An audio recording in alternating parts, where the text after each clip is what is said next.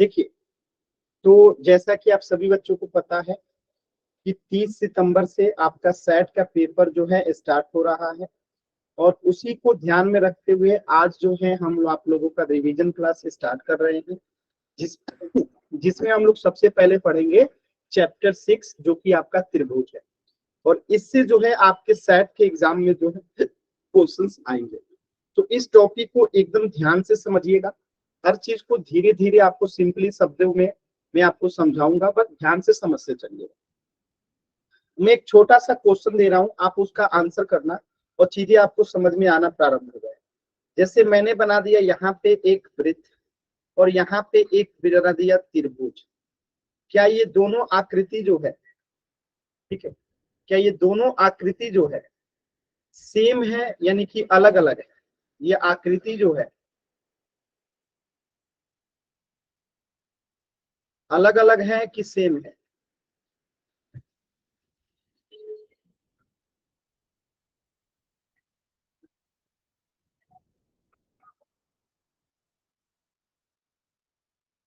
बताइए, अलग अलग है या समान ये दोनों आकृति?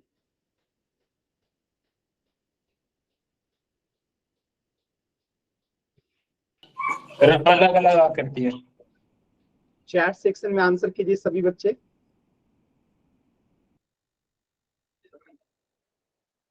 अलग अलग है सर। चैट सेक्शन में आंसर कीजिए, अलग अलग है ना? क्यों? क्योंकि ये एक वृत्त है और ये एक त्रिभुज है, यानी दोनों का आकार अलग है। ये वक्राकार है और ये लिनियर है, रैखिक में है, ठीक है। यानी ये रेखाखंड से मिलकर बना है और ये वक्र से मिलकर बना है, यानी ये एक वृत्त है। तो यहीं से एक कंसेप्ट निकल के आता है और उस कंसेप्ट का नाम है, यहाँ पे मैं लिखता हूँ, आकृति। यानी किसी आकृति में दो चीजें हमें देखने को मिलता है।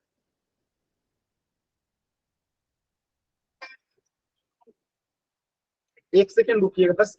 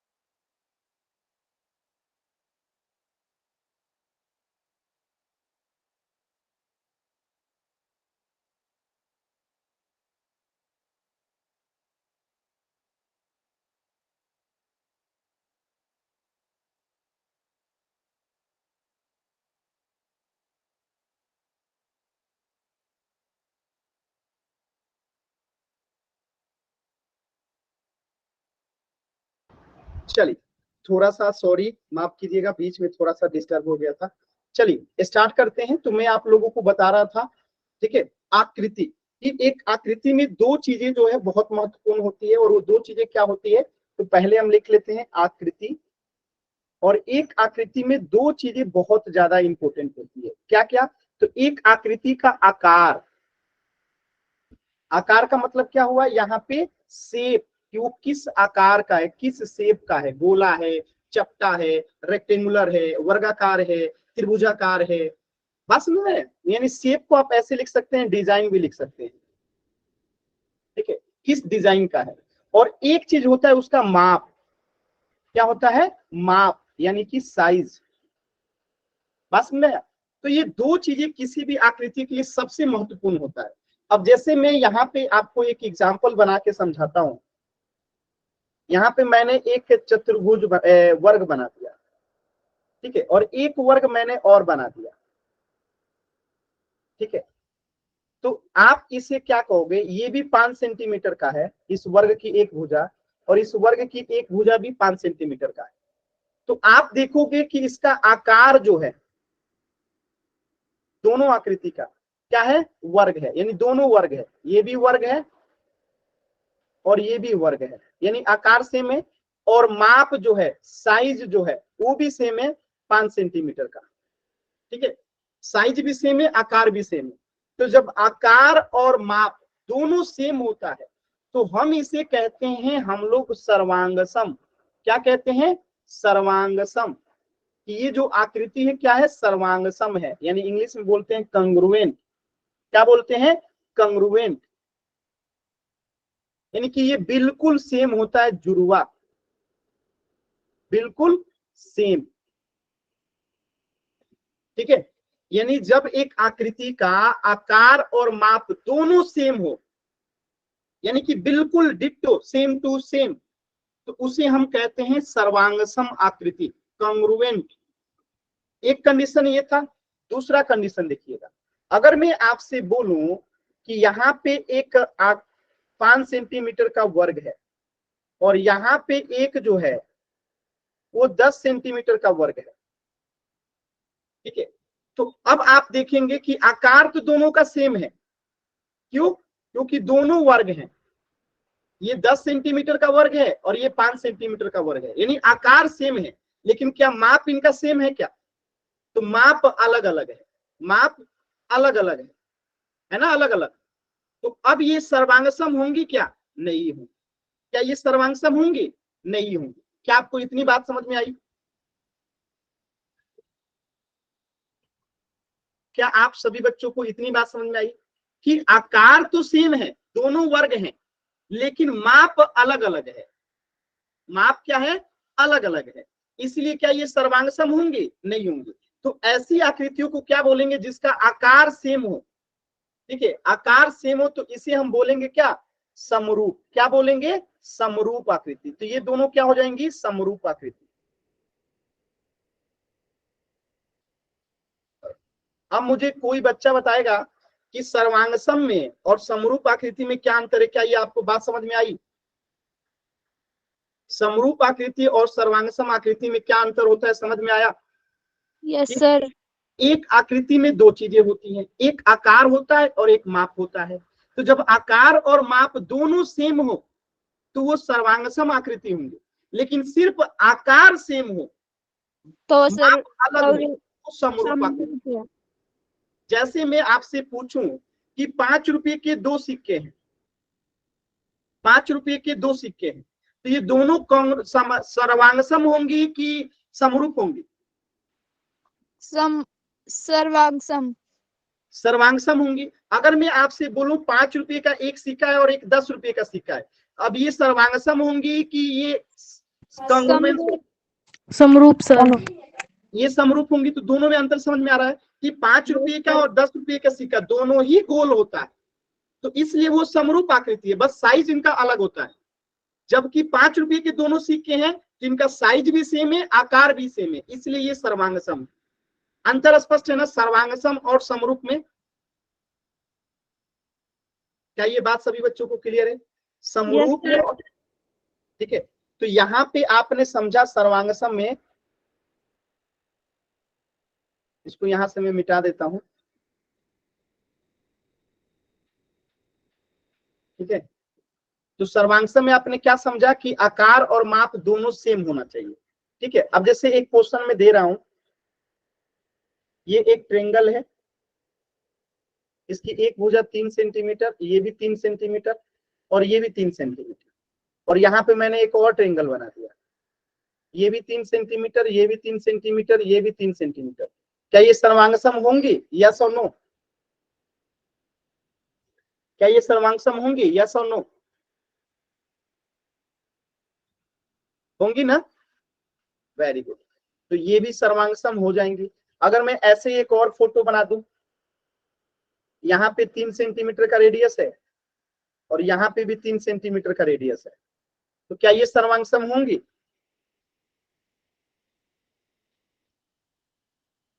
क्या ये सर्वांगसम होंगी? होंगी, क्योंकि इसका आकार भी सेम है और माप भी सेम है। तो जब आकार और माप दोनों सेम है तो वो सर्वांगसम होता है। अब अगला में लिखिएगा समरूप आकृति, जो मैंने अभी अभी आपको बताया। ठीक है, समरूप यानी कि रूप समान होगा, बस साइज अलग अलग होगा। ठीक है, समरूप आकृति। अब इसको एक एग्जांपल से लिखिएगा। जैसे यहाँ पे मैंने एक छोटा वर्ग बना दिया और यहाँ पे मैंने एक बड़ा वर्ग बना दिया।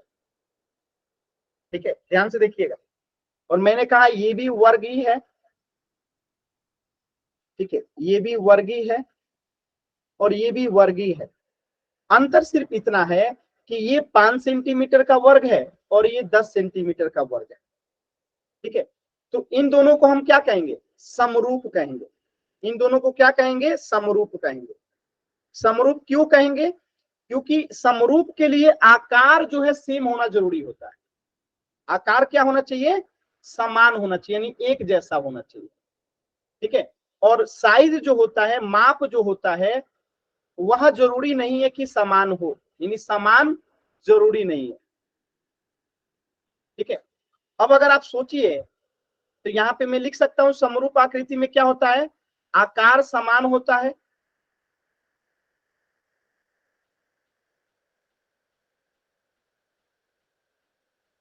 आकार जो है समान, आकार समान होने पर समान होने चाहिए।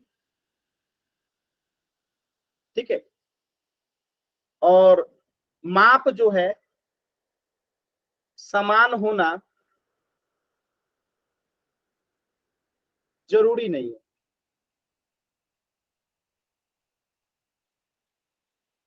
जरूरी नहीं है। अब मेरा एक सवाल है, क्या होगा अगर ये 5 सेंटीमीटर के वर्ग की जगह पे 10 सेंटीमीटर का वर्ग होगा, तो क्या हम इसे समरूप कहेंगे कि नहीं कहेंगे?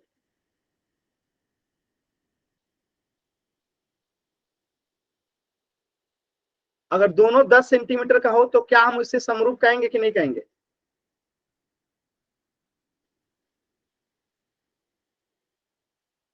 देखिए, कहेंगे। तो जो सर्वांगसम होता है ना, वो समरूप भी होता है, लेकिन जो समरूप होता है वो सर्वांगसम नहीं होता है। यानी कि ये समरूप तो है लेकिन सर्वांगसम नहीं है। लेकिन जो सर्वांगसम है, जैसे कि ये सर्वांगसम है ना, लेकिन ये समरूप भी है। क्यों? क्योंकि आकार सेम है। साइज सेम रहे तब भी दिक्कत नहीं है, साइज ना सेम रहे तब भी दिक्कत नहीं है। क्योंकि समरूप में क्या होना चाहिए? साइज, आकार सेम होना चाहिए। तो आकार सेम है, दोनों वर्ग है, तो ये समरूप भी है, सर्वांगसम भी है। ऐसे ही दूसरा क्वेश्चन, ये सर्वांगसम तो है ही, साथ में समरूप भी है। ऐसे ही तीसरा क्वेश्चन, ये सर्वांगसम तो है ही, साथ में समरूप भी है। लेकिन जो समरूप है, क्या वो जरूरी है कि सर्वांगसम होगा? नहीं। जैसे कि ये समरूप तो है लेकिन सर्वांगसम नहीं है। क्या आपको ये बात समझ में आया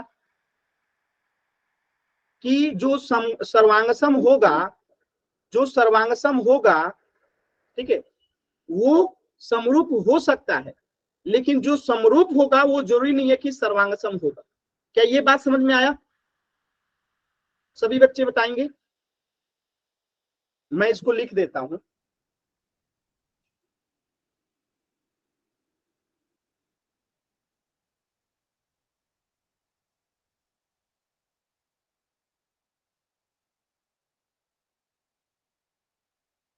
ठीक है, सर्वांगसम। अब बताइएगा, सर्वांगसम समरूप होगा कि नहीं होगा? यस और नो? जो सर्वांगसम होगा वो समरूप होगा कि नहीं होगा? यस और नो? क्या सभी सर्वांगसम समरूप होता है? Yes sir. Very good. तो जितने भी सर्वांगसम आकृति हैं वो सब समरूप होते हैं, लेकिन क्या सभी समरूप आकृति सर्वांगसम होता है? No sir. तो ये चीजें याद रहेगी कि सर्वांगसम आकृति समरूप होती है, लेकिन समरूप आकृति सर्वांगसम नहीं होती। क्या ये बात सभी बच्चों को क्लियर है? Yes sir. तो यहाँ पे लिख लीजिएगा, इसी बात को मैं लिखवा देता हूं कि सभी सर्वांगसम आकृति समरूप होती हैं।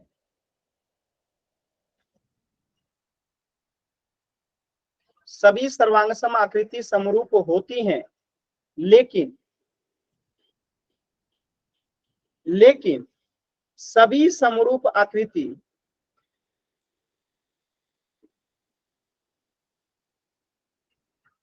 सर्वांगसम नहीं होती।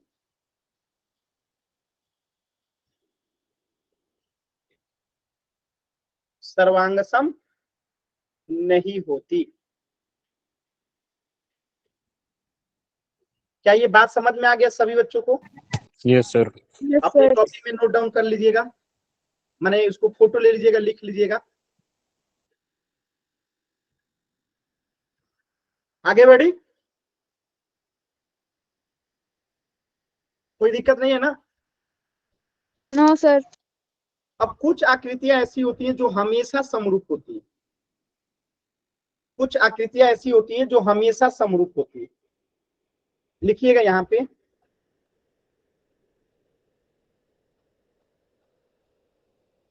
आकृतियां जो हमेशा समरूप होती हैं। पहला, वर्ग। जितने भी कोई भी वर्ग ले लीजिए वो हमेशा समरूप होंगे। दूसरा, वृत्त। आयत। आयत नहीं होता है, वृत्त यानी सर्कल। और तीसरा, समबाहु त्रिभुज। ध्यान रखिएगा, समबाहु त्रिभुज। सर आयत क्यों नहीं होता? अभी बताता हूँ, रुक जाइए। समबाहु त्रिभुज, जबकि बाकी के समद्विबाहु और विषमबाहु त्रिभुज नहीं होता है।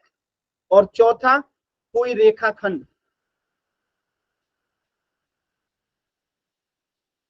कोई रेखाखंड यानी लाइन सेगमेंट। देखिए, ये मैं छोटा आयत बनाऊं, सॉरी वर्ग बनाऊं या बड़ा वर्ग बनाऊं, इसका रूप वही रहेगा, सेम टू सेम वर्ग ही रहेगा, कोई अंतर नहीं है। बस इसका साइज बढ़ाते जाओ, सेम चीज मिल जाएगा आपको। मिलेगा कि नहीं? अगर इसको मैं बड़ा कर दूं तो एक समय के बाद यही आकृति मिल जाएगा कि नहीं मिल जाएगा? मिल जाएगा। वृत्त में भी अगर मैं इस वृत्त को बड़ा कर दूं तो यही वृत्त मिल जाएगा, मिल जाएगा ना? कोई अंतर नहीं होगा ना? यानी छोटे वाले वृत्त को अगर बड़ा कर दूं तो बड़े वृत्त को ढक देगा कि नहीं ढक देगा? ढक देगा ना? ढक देगा ना जी? यस। ऐसे ही छोटे वाले वर्ग को अगर बड़ा कर दूं तो बड़े वाले वर्ग को ढक देगा। अब देखिए, जो समबाहु त्रिभुज होता है यानी जिसकी तीनों भुजाएं बराबर होती है, तो ये तीनों भुजा बराबर है, तो अगर मैं इस तीनों भुजा वाले बराबर को अगर मैं बड़ा करूं तो ये वाले जो तीनों भुजा बराबर इसको ढक देगी। Yes sir. इस छोटे वाले को बड़ा करते जाएंगे तो ये बड़े वाले त्रिभुज को क्या करेगी? ढक देगी। ऐसे ही रेखाखंड है, ये छोटा सा है और एक बड़ा सा रेखाखंड है, तो अगर ये छोटे वाले को अगर मैं बड़ा कर दूं तो ये बड़े वाले रेखाखंड को ढक देगी। यानी कि ये सब समरूप है। अब आपने कहा सर आयत क्यों नहीं है? अब देखिए, एक आयत इस तरीके से है, ठीक है, और एक आयत इस तरीके का है। अब आप मुझे बताइएगा, जब हम इस पहले वाले आयत को बड़ा करेंगे तो क्या दूसरे वाले आयत को ये ढकेगी? आयत तो दोनों है, लेकिन क्या ये ढक पाएगी? No sir. नहीं ढकेगी ना, इसलिए आयत नहीं है। लेकिन वर्ग को आप किसी तरीके से कीजिए, वर्ग है, चारों भुजा बराबर है, कहीं भी कीजिएगा तो सेम भुजा ही आएगा। ऐसे ही सर्कल है, ऐसे ही त्रिभुज है, तीनों सब बराबर हैं। अब कुछ दिमाग में जा रहा है? अब जैसे इस भुजा के जगह पे ये भुजा कर दीजिए तो क्या ही फर्क पड़ता है? चारों तो बराबर ही है ना। लेकिन इसमें चारों बराबर नहीं है, ये अलग है, ये अलग है, तो ये बड़ा होगा तो इसके नहीं ढक पाएगा, ये छोटा होगा, गलत हो जाएगा। समझ में आ रहा है? तो ये हमेशा समरूप नहीं होती। हमेशा समरूप सिर्फ ये चार ही आकृति है। उम्मीद है कि आपको ये याद हो जाएगा, ठीक है। ये हमेशा ही समरूप होते हैं, वर्ग, वृत्त, समबाहु त्रिभुज। ध्यान रखिएगा, समबाहु त्रिभुज, समद्विबाहु और विषमबाहु त्रिभुज नहीं। समद्विबाहु में जिसकी दो भुजा बराबर होती है, विषम बाहु जिसमें एक भी भुजा बराबर नहीं होती है, ठीक है, तो वो दोनों जो है हमेशा समरूप नहीं होती है, जबकि समबाहु त्रिभुज में जो है हमेशा जो है क्या होती है, समरूप होती है। याद रहेगा सभी बच्चों को? किसी को कोई दिक्कत समझने में? आगे बढ़े? Yes sir. एक बार वाई टाइप कीजिए जल्दी से 4 सेक्शन में।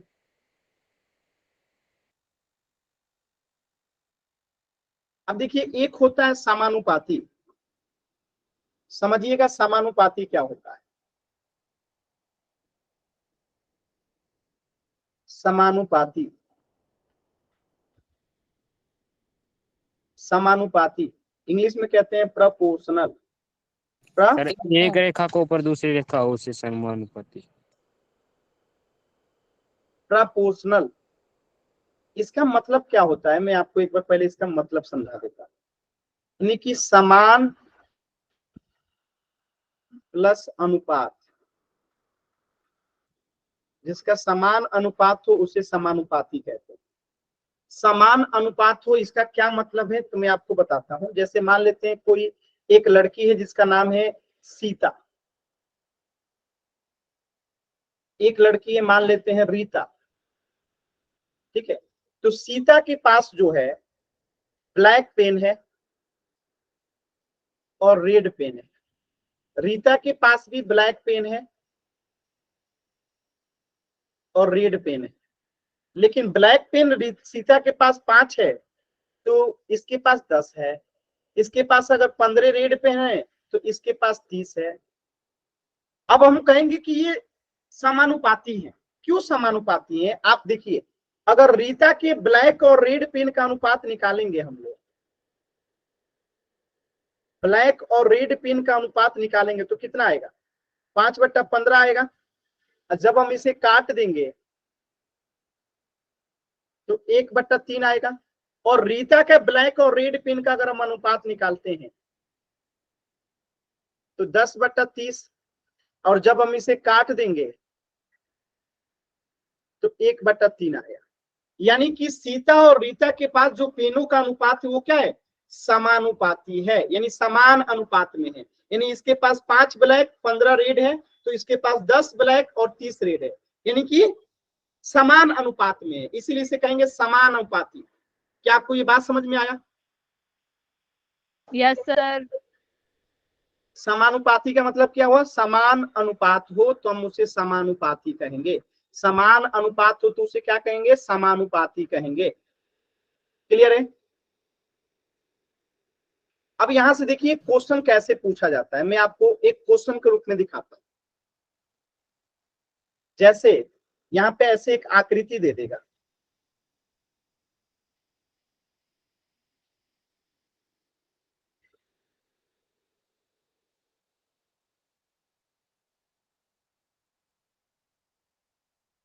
एक आकृति दे देगा A B C D, P Q R S, ठीक है, बात समझ में आया? अब जैसे मैं आपसे कहूं कि ये अगर 5 है तो ये यहाँ पे 10 है, ठीक है, बात समझ में आ रहा है? अगर मैं कहूं कि ये 5 है और ये 10 है, अब मैं कह रहा हूं कि ये 7 है और ये 14 है, अब मैं कहूं कि ये 8 है और ये 16 है, अगर मैं कहूं ये 9 है और ये 18 है। तो अब आकृति ए, मतलब इसका नाम दे दे अगर हम आकृति ए, इसका नाम दे दे आकृति बी, तो आप देखेंगे तो कहेंगे कि ये समानुपाती है। अब आप कहेंगे सर ये क्यों समानुपाती है? तो आप देखिए ध्यान से समझिएगा। अगर मैं कहता हूं ए बी बट्टा पी क्यू कितना आता है, ध्यान से देखिएगा, 5/10 कट के कितना आएगा? 1/2। अगर मैं ए सी बट्टा पी एस निकालता हूं तो 7/14 कट के कितना आएगा? 1/2। अगर मैं सी डी बट्टा एस आर निकालता हूं तो 8/16 कट के कितना आएगा? 1/2। अगर मैं बी डी बट्टा क्यू आर निकालता हूं तो कितना आएगा? 9/18 कट के कितना आएगा? 1/2। तो हम ऐसी आकृति को क्या कहेंगे? समानुपाती कहेंगे, क्योंकि ये समान अनुपात में है। क्या आपको बात समझ में आया? Yes sir. क्लियर है सभी बच्चों को?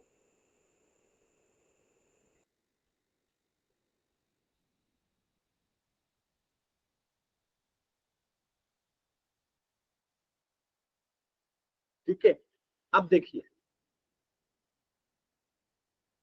ध्यान से समझिएगा। एक मैं छोटा सा और क्वेश्चन देता हूं।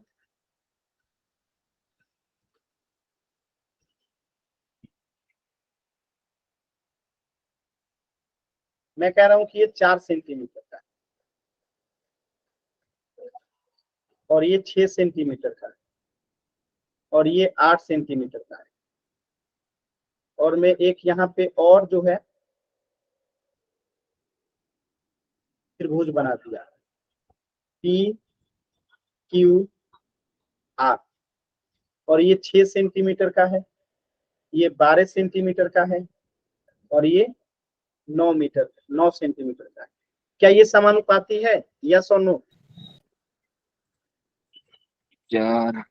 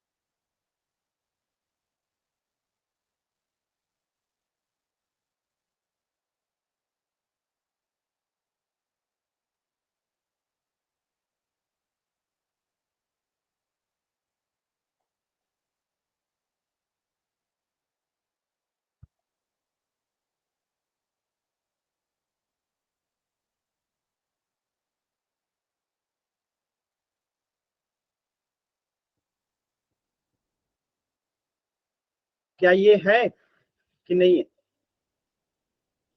कौन बच्चा बताएगा कि ये समानुपाती है कि नहीं?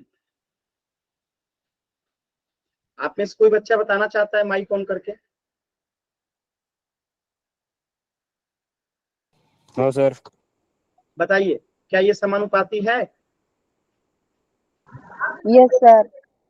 है कि नहीं है? Yes sir. है। देखिए कैसे है, मैं आपको बताता हूं। अगर मैं इस भुजा को इस भुजा के साथ लूं तो 4/6 कट के कितना हो जाएगा? 2/3। अब देखिएगा, अगर मैं इस भुजा को इस भुजा के साथ लूं तो 8/12, 4 दूनी 8, 4 3 12, यानी कि 2/3। इसी प्रकार मैं इस भुजा को अगर इस भुजा के साथ लूं तो 6/9, 3 दूनी 6, 3 3 का 9, यानी 2/3। यानी ये भी 2/3, ये भी 2/3, ये भी 2/3, यानी कि ये समान अनुपात में है, तो ये भी आकृति क्या होगी? समानुपाती होगी। क्लियर है सभी बच्चों को? Yes sir. कोई डाउट किसी बच्चे को? No sir. तो समानुपाती आप लोगों को समझ में आ रहा है ना? किसी को कोई दिक्कत तो नहीं हो रही है ना?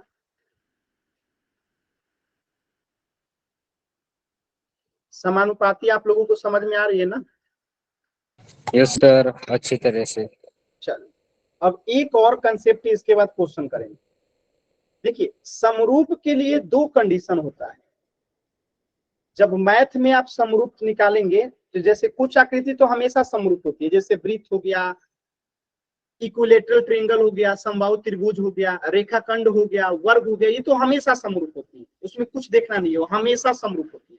लेकिन कुछ आकृतियों के लिए कंडीशन होता है। तो पहला कंडीशन क्या होता है कि संगत कोण समान होना चाहिए। संगत कोण समान होना चाहिए। और दूसरा, संगत भुजा भी समान होना चाहिए। समान नहीं, सॉरी, समानुपाती होना चाहिए। क्या होना चाहिए? समानुपाती होना चाहिए। एग्जाम्पल देखिएगा, जैसे यहां पे मैंने ये बना दिया,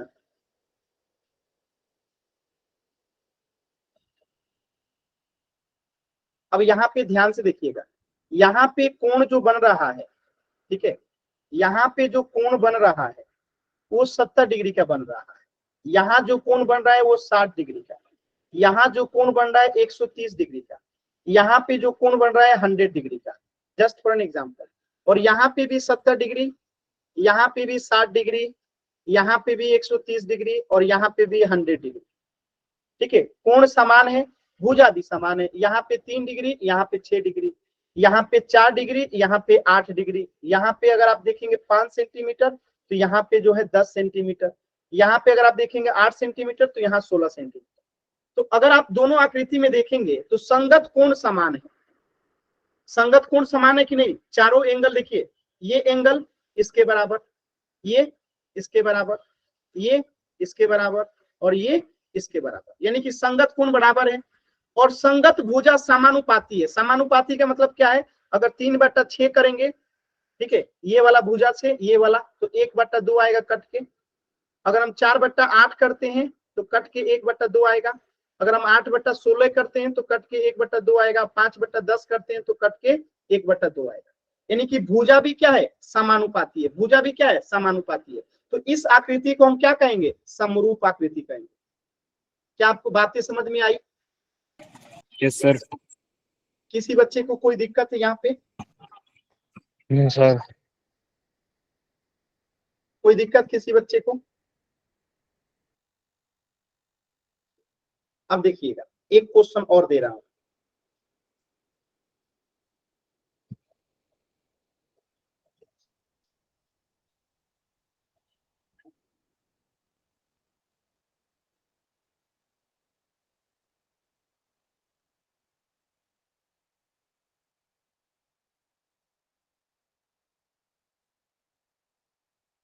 ठीक है,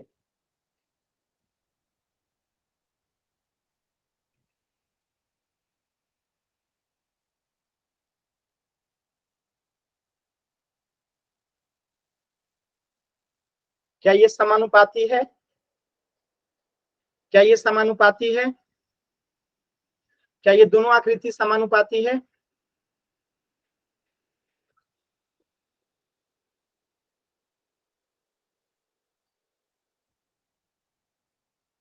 ये दोनों ही भुजा समानुपाती है।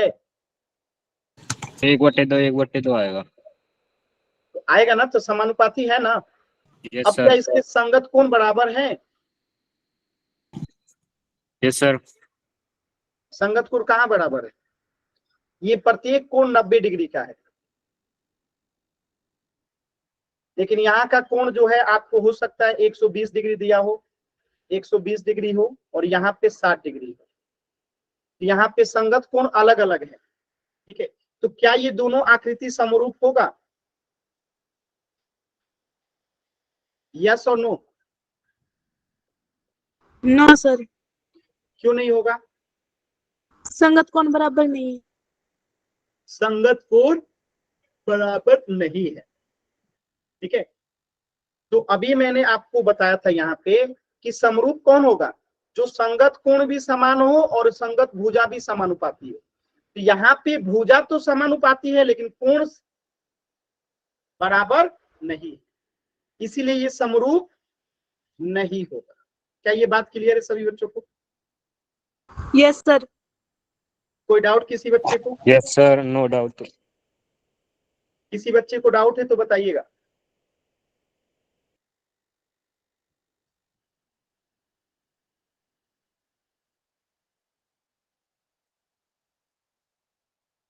कोई डाउट नहीं है ना?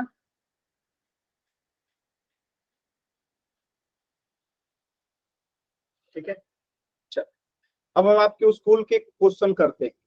ठीक है, अभी मैंने आपको बताया था कि सभी सर्वांगसम आकृतियां समरूप होती हैं, लेकिन सभी समरूप आकृतियां सर्वांगसम होना आवश्यक नहीं है।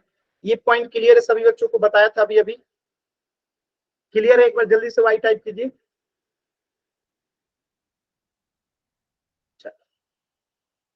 जैसे यहाँ पे आप देखेंगे कि ये जो है तीनों फोटो में देखेंगे तो ये समरूप हैं।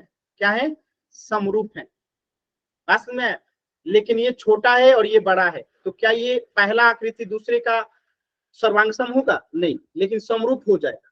ठीक है, क्योंकि इसका साइज अलग है, इसका साइज अलग है, इसका साइज अलग है, तो ये सर्वांगसम नहीं होगा लेकिन समरूप हो जाएगा, क्योंकि तीनों ताजमहल है, तीनों का साइज सेम है, यानी आकार सेम। तो यहाँ पे ये भी बताया था भुजाओं की समान संख्या वाले दो बहुभुज समरूप होते हैं यदि उनके संगत कोण बराबर हो और इनकी संगत भुजाएं एक ही अनुपात में हो, यानी कि समानुपाती हो। तो समरूप तभी होते हैं जब क्या होते हैं, उनके संगत कोण बराबर हो और भुजा समानुपाती हो। ये दूसरा पॉइंट क्लियर है सभी बच्चों को? क्लियर है?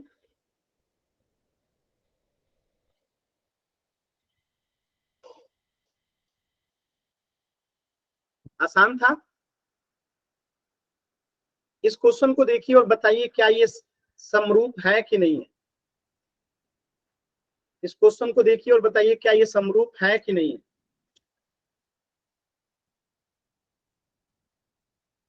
ये दोनों आकृति समरूप है कि नहीं?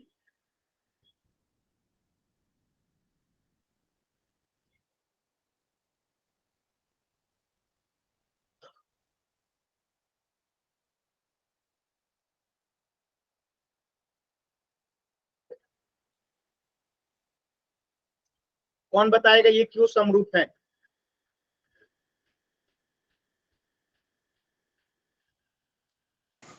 क्योंकि सर ये सेम सेम है।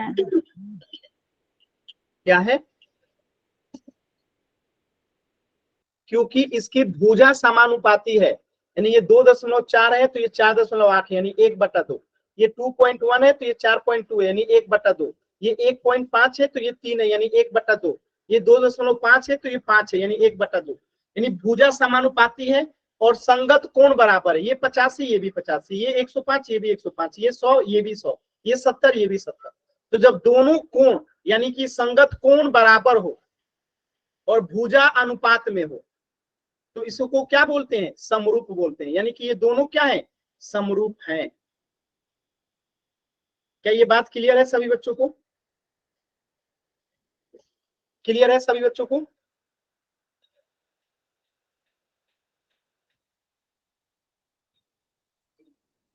क्लियर है ना? चल अब हमारा आपके बुक का एक्सरसाइज 6.1 करते हैं। तैयार हैं आप लोग? तैयार हैं आप लोग करने के लिए? चलिए तो पहले क्वेश्चन का पहले का उत्तर क्या होगा? पहले क्वेश्चन के पहले का उत्तर क्या होगा? सर्वांगसम के लिए आप ए टाइप कीजिए और समरूप के लिए बी टाइप कीजिए। सभी वृत्त क्या होते हैं, सर्वांगसम या समरूप? समरूप। चैट सेक्शन में लिखिए ए या बी। सभी वृत्त जो है सर्वांगसम होंगे कि समरूप होंगे?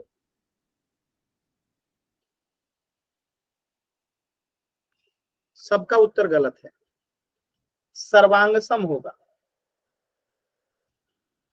अभी अभी मैंने यहां पे लिखवाया था, मैं दिखा देता हूं।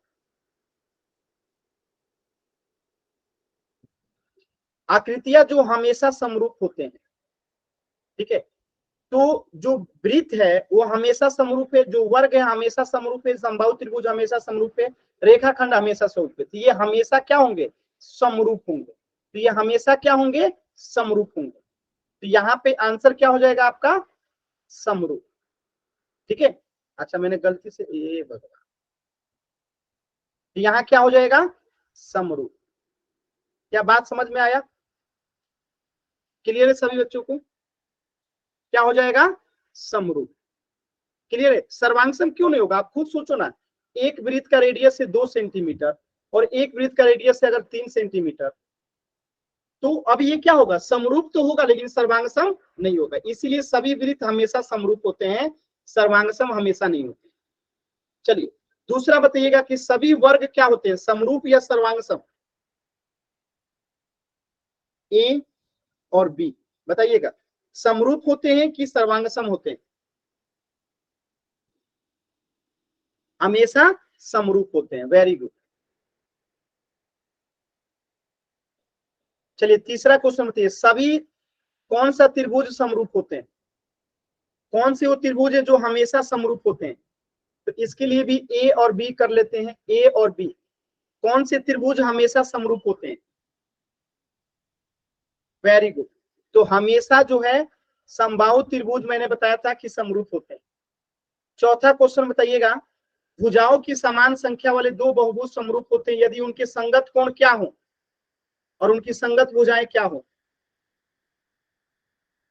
तो ए कहां पे आएगा, बी कहां पे आएगा, समझ गए ना? यहाँ पे ए आएगा और यहाँ पे बी आएगा, यानी उनके संगत कोण बराबर हो और उनकी संगत भुजाएं समानुपाती हो। ठीक है,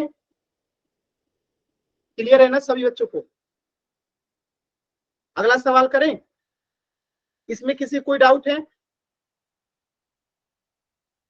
इसमें किसी बच्चे को डाउट है? No sir.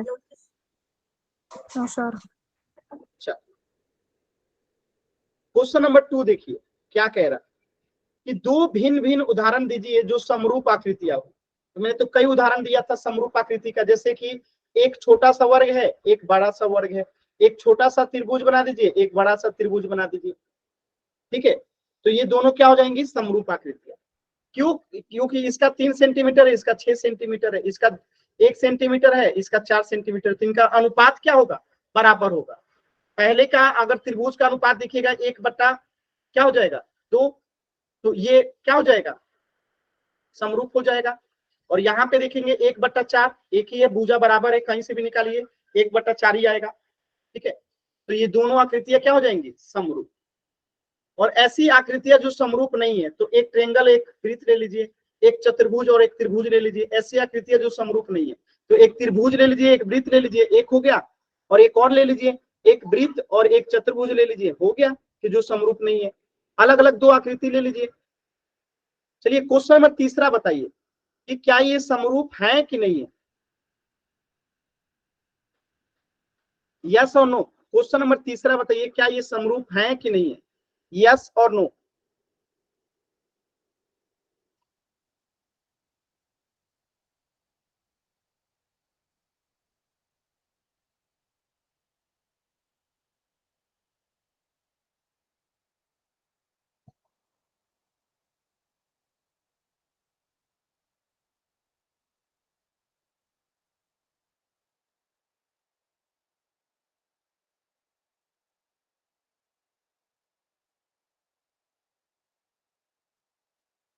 बताइए।